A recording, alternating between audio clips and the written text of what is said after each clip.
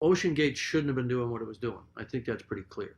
I wish I had been more vocal about that, but I think I was unaware that they weren't certified because I wasn't really studying it. I wasn't really interested. Stockton Rush asked me if I wanted to go out there and dive this season.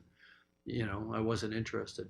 There was a lot of concern about this outfit and this sub. A lot of concern, even to the extent that I wasn't involved in it because I was making Avatar 2 at the time, but a lot of them got together and wrote a letter to Ocean Gate and said, you have to certify. You cannot take people down. It's irresponsible, and it could lead to catastrophe. Monday morning, when I first found out about the incident, got on a whole bunch of calls and emails. It's a small community. Within an hour and a half, I had the following information. They were on descent. They were at 3,500 feet. They lost comms and tracking. The last one being the critical one, because the transponder that's used to track a sub during descent and on the bottom is a fully autonomous system. It's in its own pressure housing, and it has its own battery power. So for them to lose comms and tracking at the same time, sub was gone. There was no question in my mind. For days, I tried to run other scenarios that could account for it. I could come up with nothing. So the next thing I did was contacted a few more people and managed to track down, there are acoustic networks around. Some are research, some are intelligence. We got confirmation within an hour that there had been a loud bang at the same time that that comms were lost. A loud bang on the hydrophones, loss of transducer or transponder, loss of comms. I knew what happened. Sub imploded. I sent emails to everybody I know. I said, we've lost some friends. The sub has imploded. It's on the bottom in pieces right now. I sent that out Monday morning. I said, hold up, wait a minute, something ain't right. I never believed in that technology of wound carbon fiber, wound filament, cylindrical hull. I thought it was a horrible idea. I wish I'd spoken up, but I assumed somebody was smarter than me, because I'd never experimented with that technology, but it just sounded bad on its face because we make pressure hulls out of contiguous material, steel, titanium, ceramic, acrylic. And so you can model it, you can do finite element analysis of it. And, you understand the yield properties, you understand the number of cycles that it can take. But you can't do that with a composite material because it's two dissimilar materials, sort of bonded together. And so we all knew that the danger was delamination and progressive failure over time with microscopic water ingress and fatigue, what they call cycling fatigue.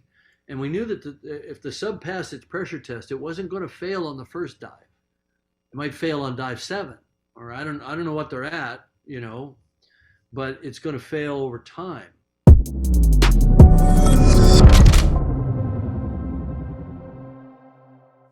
I sent it out Monday morning.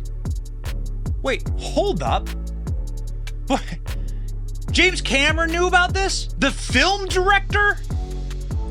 The Hollywood guy? Arguably like a rich and powerful guy. What? He could just pick up the phone? You've been lied to all week? Every single news site that we go to all week has been choked out with news about the sub. There has not been barely any space to hear about Hunter Biden's plea deal, to hear about the whistleblower from the IRS, to hear about Joe Biden directly being implicated inside of a criminal Chinese bribery scheme. They wrote it down. No room for that, because the reality is, with bread and circuses, you got to keep the circus going. And the attention span of an American is very short. And news cycles go very fast. Monday morning, James Cameron knew about it. But on Tuesday, DHS was shopping a story to Rolling Stone. How'd Rolling Stone? Who exactly leaked this information to Rolling Stone? They were shopping a story. So James Cameron knew that this thing had immolated on the ocean floor. But on Tuesday, your government was telling you there's a tapping sound coming from the bottom of the ocean. My God. And to this very day, to this very morning, we go through all of our favorite news sites in the morning. To this very morning, the only thing we can find on all of our favorite news sites, and this is not against them, they're businesses, they got to run what clicks, is stories about the submarine. Nothing about the Bidens. What a successful mop-up operation. You've been Psy-Op'd. I don't know. I don't think I was being cynical enough, Benny.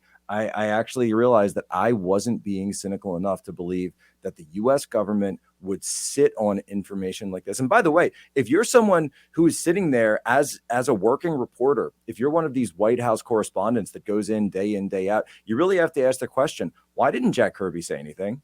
Why did Jack Kirby say our thoughts and prayers are with the worried families when he already knew in the back of his mind? Because of James Cameron, who obviously very famous undersea explorer, in addition to being the director of Titanic, Avatar, lesser known Avatar 2, but also Terminator 2, so I'll give him credit, and The Abyss, which is an undersea movie, who is credited with having the deepest dive on record, Challenger Deep, which he traversed out of Naval Station Guam about a year before I was stationed at Naval Station Guam for Pacific operations, East Asia operations, that he called this a nightmarish charade. Right? James Cameron called it a nightmarish charade. He said, why am I turning on the news every single day when he could pick up the phone? This is a small community. Okay, it's a very small community of people that are involved in deep sea exploration. And he said that he knew within hours on Monday morning that there had been a detection on the sonar array, that something had come up. So people knew. OceanGate probably knew as well, by the way, which is a completely separate discussion from all of this. So I mean, I get the idea that you want to hold out hope. You want to believe that there's a possibility, hope without hope, that maybe there was an explosion and, the cylinder was still intact. Sure, fine. But why not put that information out? And I think there's a lot of people who had a lot of incentives to keep that information quiet. I don't think it was, some orchestrated situation where Biden is like planting depth charges on it or something, or Hunter is like swimming up with this, using his crack pipe like a periscope or like a snorkel or something. Oh, Dad, it's okay. I can still breathe. I'm still getting my crack. I got him in Nord Stream. I can get him here. Exactly. Yeah. Yeah. Why didn't they send out the Odessa Diving Club to go and Vladimir Zelensky with his boys to go out and take a look at this? No, Benny, I think that a lot of people cynically use this story as a cover for, look, and I'll just say how it works in DC. They call it a bad news dump cycle. And what I mean to say is, if there's a catastrophe going on, if there is a tragedy, if there is some national story or international story in this case, that is taking up the news cycle, that's when you want to dump all your bad news. This is a time-honored PR practice in Washington, D.C. that is used on both sides of the aisle, okay? On both sides of the aisle, where if there is something going on that is an absolute disaster, sometimes we used to call them Big News Fridays, right? Big News Friday is another example of this, where people are checked out, they're leaving work, they're getting into, weekend events. I got buddies that already drove down the shore for this weekend. They're unplugged, right? They're not looking at this. They're going to the beach with their families. That's when you drop any negative stories that you have to get in front of. It's like, oh yeah, and by the way, that whole thing with my son's taking a plea deal with federal charges, but it's whatever. It's just, he just lied to the ATF a little bit. If you or I did that, we'd get the same deal, I'm sure. That is how this was cynically used, and this has been, and what I'm here to say is that Biden's not the only one who operates like this. This is a very common thing in politics. It's a common thing in DC, and quite frankly, I would be surprised if he didn't do it. But what is really surprising is the fact that we now know, okay, the president, or at least the administration, had this information, chose to not declassify it, which obviously he's allowed to, because that's sort of President Trump's entire defense. And obviously the president can declassify whatever he wants, whenever he wants to. Why did he choose not to declassify? Why didn't you declassify the file?